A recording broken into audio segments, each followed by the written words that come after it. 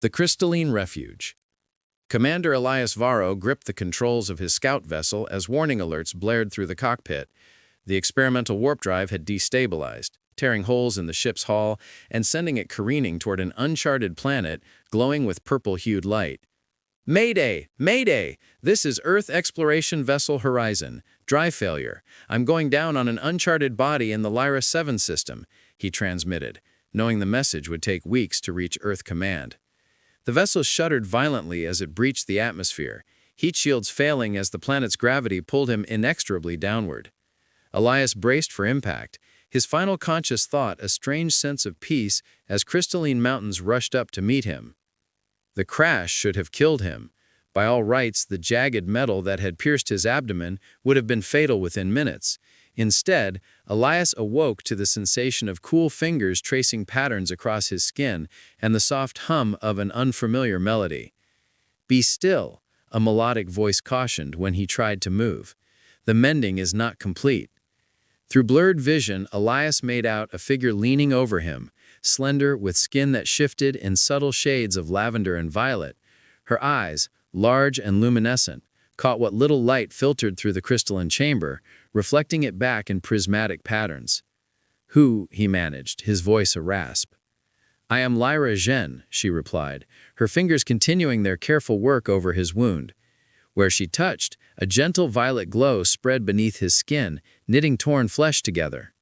"You fell from the sky in your metal vessel. The impact would have shattered you completely had it not been for the crystal fields absorbing some of the force." Elias tried to sit up again, and this time she allowed it, supporting his back with a gentle hand. He glanced down at his abdomen, seeing only a faint purple-tinged scar where the metal had pierced him. "How long have I been here?" he asked, taking in his surroundings, a chamber carved into crystal, illuminated by bioluminescent plants and glowing minerals.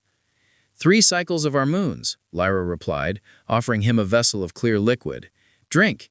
It will help restore your strength." The liquid tasted of something between honey and citrus, instantly reviving him. As his mind cleared, Elias studied his savior more carefully. Lyra was unmistakably not human, yet there was something hauntingly beautiful in her alien features. The graceful curve of her neck, the delicate structure of her face, the way her silver-violet hair seemed to capture light and transform it into prismatic patterns. "You're not afraid of me," he observed. Lyra tilted her head, a smile playing at the corners of her mouth. "Should I be? You were broken when I found you, hardly threatening. Most people would fear something unknown. We Nerithians believe understanding precedes fear. I wish to understand you before deciding whether to fear you." He gestured to your uniform, laid out and carefully cleaned nearby. "Your covering suggests an organized society. The technology of your vessel, though damaged, speaks of advanced knowledge. And while unconscious, you spoke of home, of stars, of exploration. These are not the words of someone to be feared." Over the following days, as Elias regained his strength, Lyra brought him foods from the surface, fruits with complex flavors and vegetables that seemed to pulse with subtle energy. She explained that her people, the Nerithians, lived in harmony with the crystalline ecology of their world, drawing energy from the planet's natural resonance. "I'm a healer," she told him one evening, as they sat beneath a canopy of crystal formations that caught the last light of Nerithi's setting sun. "Our people can channel the planet's natural energy through ourselves to mend and restore." "It's remarkable," Elias said, touching the now faded scar on his abdomen. "On Earth, I would have died from these injuries." "And what do you do on your Earth, Elias Varro?" she asked, his name flowing like music in her accent. "I explore. I was mapping this sector when my ship malfunctioned." "Exploring for what purpose?" The question gave him pause. "To learn, to understand what lies beyond our world." Lyra's eyes brightened. "Then perhaps we are not so different after all." That night, as Lyra showed him the bioluminescent garden she tended outside her dwelling, their hands brushed together. The contact sent a current of something warm and electric between them, and neither pulled away.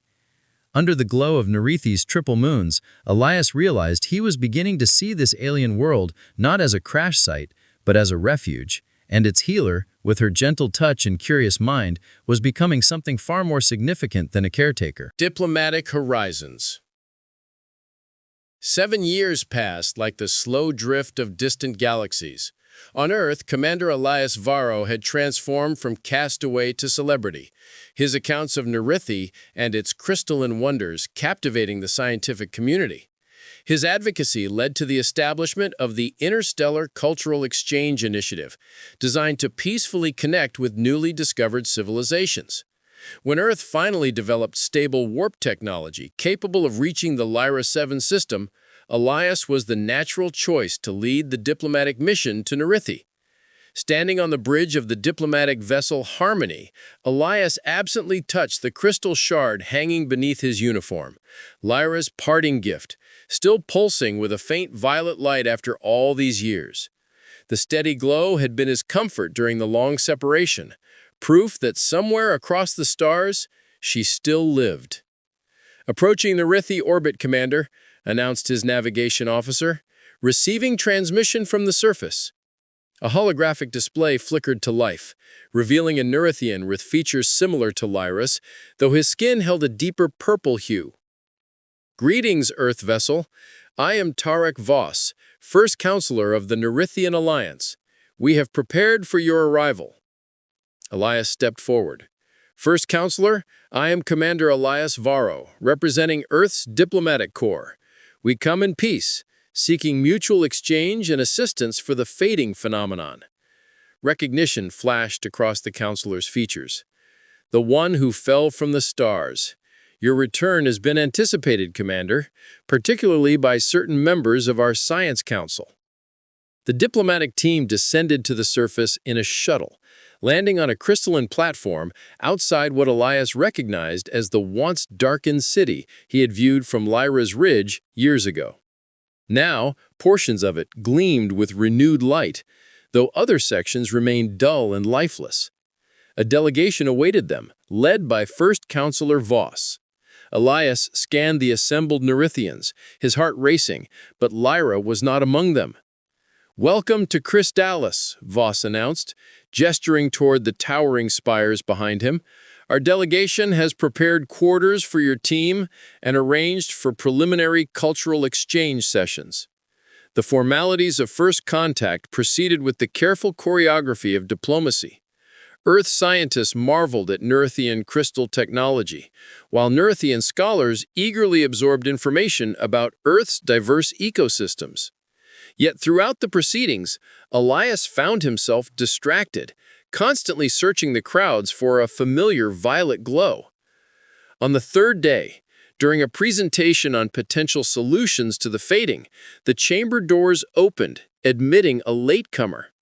Elias's presentation faltered mid-sentence as Lyra entered, her silver-violet hair now intricately braided with crystalline beads that caught the light with each movement. She wore the formal attire of a Science Council member, and a small contingent of younger Nerithians followed her with evident respect. Their eyes met across the chamber, and for a moment the 7 years between them collapsed into nothing. Then professional decorum reasserted itself, and Lyra took her place among the counselors, inclining her head slightly in acknowledgement. "Please continue, Commander," First Counselor Voss prompted, either oblivious or politely ignoring the charged moment. Somehow, Elias completed his presentation, outlining Earth's proposal to provide energy conversion technology that might revitalize Nerithi's crystal heart. Throughout, he felt Lyra's gaze upon him, assessing not just his words, but the man he had become. When the session concluded, delegates broke into discussion groups. Elias found himself approaching Lyra's table with carefully measured steps, aware of the political implications of their reunion. Professional distance was required, yet the crystal against his chest pulsed with increasing warmth. "Science Counselor," he greeted her formally. "Your insights would be particularly valuable given your expertise in bioelectric energy conversion." Lyra rose, extending her hand in the Earth greeting he had taught her years ago. "Commander Varro, your return has been long awaited by our scientific community." Their hands touched, and with the contact came that rush of the same electric connection, now carefully controlled, but unmistakably present. Through the subtle energy manipulation that was second nature to Nerithians, Lyra conveyed in that brief touch what could not be spoken aloud. Recognition, relief, joy. "Perhaps a more detailed discussion is warranted," she suggested, her voice perfectly professional, despite the emotions Elias could feel flowing beneath her cool exterior. "The Northern Research Facility contains data relevant to your proposals." They departed with a small entourage of scientists from both worlds, boarding a crystal-powered transport that glided silently over the purple landscape. As the others engaged in technical discussions, Lyra managed to maneuver to the seat beside Elias. "You still remember me," she murmured, so quietly that only he could hear. Elias met her luminous eyes, seeing in them the same person who had healed him, taught him, loved him among the crystal fields. "How could I ever forget you?" he replied, his voice roughed with emotion. A subtle smile curved her lips, and beneath the formal exterior, Elias glimpsed the Lyra he had known, curious, passionate, unbound by convention. "Much has changed," she said. "After you left, I returned to my people, bringing what I'd learned from you. Your descriptions of Earth technology inspired new approaches to the fading." "Is that how you joined the Science Council?" "I earned my position by developing hybrid healing techniques that combine our traditional methods with principles of Earth medicine you described. We've managed to stabilize some regions affected by the fading, though a complete solution eludes us." The transport crested a hill, revealing a research complex built into the side of a mountain. Crystal spires channeled energy from deep within the planet, powering laboratories where Neurithians worked alongside sophisticated equipment that seemed to blend their organic technology with more mechanical elements. "Your influence," Elias observed, recognizing design concepts he had sketched for Lyra years ago. "Our interpretation of your ideas," she corrected gently. "Though I lacked proper terminology, your descriptions were sufficiently detailed for our engineers to extrapolate." As they disembarked, Lyra led the group into the facility. While the other scientists dispersed to examine various projects, she guided Elias toward a private research chamber at the complex's heart. "There's something you should see," she said, dismissing her assistants with a gesture. The door sealed behind them, and for the first time in 7 years, they were truly alone. For a moment, both stood in silence, the professional veneer they had maintained cracking under the weight of shared memories. "Lyra," Elias began, only to find her suddenly in his arms, her cool fingers tracing the lines that time had etched at the corners of his eyes. "7 cycles of our moons," she whispered, echoing her words from when they first met. "That's how long I've waited to see these eyes again." Their kiss held the urgency of lost time, her skin glowing brighter with each passing moment, illuminating the chamber with pulsing violet light. When they finally drew apart, Elias noticed she wore his quantum compass, modified into an ornate pendant. "It never stopped pointing to you," Lyra said, following his gaze, "even when you were beyond the stars." Sanctuary Moon. The landing was rough but survivable, the nebula drift skidding across a plain of blue-gray dust before coming to rest against a rocky outcropping. The moon's thin atmosphere created an eerie twilight, the gas giant looming enormous in the violet sky. "Environmental scan complete," the ship's computer reported. "Atmosphere, breathable with filtration. Temperature, -15 degrees Celsius. No detectable life forms." Elias assessed the damage from the external viewports. "Main engines completely fried.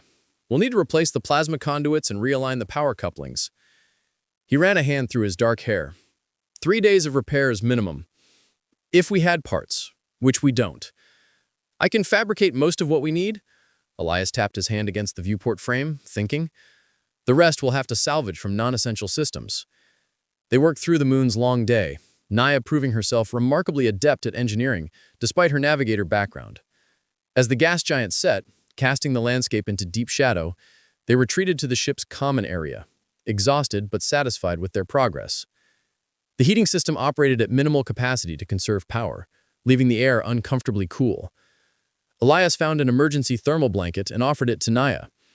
"Your species runs hotter than mine," he he observed as she wrapped it around her shoulders. You must be freezing. On Lunaris, winter temperatures dropped to -50, she said with a small smile. But yes, I am, what's your word, chilly? Elias hesitated, then sat beside her on the small couch, close enough that their shoulders touched. Body heat helps, he explained awkwardly. She looked at him with those disconcerting violet eyes, a knowing expression on her face. Indeed it does. They sat in silence for a moment, the ship creaking as its metal hull contracted in the cold. Outside, stars blazed with unfiltered brightness through the moon's thin atmosphere. Why did you really board my ship? Elias asked. Out of all the vessels at that outpost, why mine? Naya's hand went to her crystal pendant. My people have a connection to what you might call intuition. When I saw your ship, I felt, she searched for the right word, resonance, as if our paths were meant to cross. You believe in destiny? Elias couldn't keep the skepticism from his voice. I believe in patterns, she corrected. The universe has rhythms we barely perceive. Sometimes people are drawn together because they need each other, even if they don't yet know why. Her purple fingers found his, intertwining slowly. Her skin was indeed warmer than his, almost feverish. And do I need you, Naya of Lunaris? He asked, his voice dropping to a whisper. Perhaps, she replied, her gaze moving from their joined hands to his eyes. The moment stretched between them, charged with possibility. Then Naya leaned forward, closing the distance, her lips finding his with a surprising softness. Elias froze for an instant before responding, his hand moving to the back of her neck, feeling the raised patterns of her silver markings beneath his fingers. The kiss deepened, her otherworldly warmth spreading through him. When they finally broke apart, both were breathing heavily. I shouldn't have done that, Naya whispered, though she made no move to create distance between them. Why not? Elias asked, his thumb tracing the line of her jaw. Because it complicates things. Because we're from different worlds. Because... A harsh alert from the cockpit interrupted her. They rushed to the control panel to find a blinking warning. Orbital approach detected. Elias activated the external sensors. A sleek, predatory vessel had entered the moon's orbit, its design unfamiliar, but clearly military. They found me, Naya breathed, her earlier warmth replaced with cold fear. The Lunarian Guard. They must have tracked the crystal's energy signature. How? We're light years from Lunaris territory. Commander Varric is... persistent. She faced hardened. He led the faction that wanted to use the crystal's information to escalate the war, not end it. If he captures me, countless more will die. Elias studied the approaching ship's capabilities, his mind racing. The drift can't outrun that thing, even if repairs were complete. Then, I should go, Naya said quietly. If I surrender, perhaps they'll leave you in peace. Elias caught her arm as he turned to leave. No one's surrendering. Not on my ship. He pulled up the moon's topographical scan. There's a network of caves 2 kilometers east. If we can reach them before they land, they'll find us eventually. Eventually. Gives us time. And time gives us options. As they prepared to venture into the alien landscape, Elias found himself making choices he wouldn't have considered days earlier. His carefully constructed isolation was crumbling, replaced by something both frightening and exhilarating. Naya paused at the airlock, her expression solemn. Why are you helping me, Elias? He considered deflecting with practicality or self-interest, the shields he'd maintained for years. Instead, he found himself speaking truth. Because for the first time since the war, I'm choosing a side I can believe in. The moon's surface awaited them, bathed in starlight. Above, the Lunarian vessel began its descent, hunting for the woman with purple skin and the human who had decided to stand with her.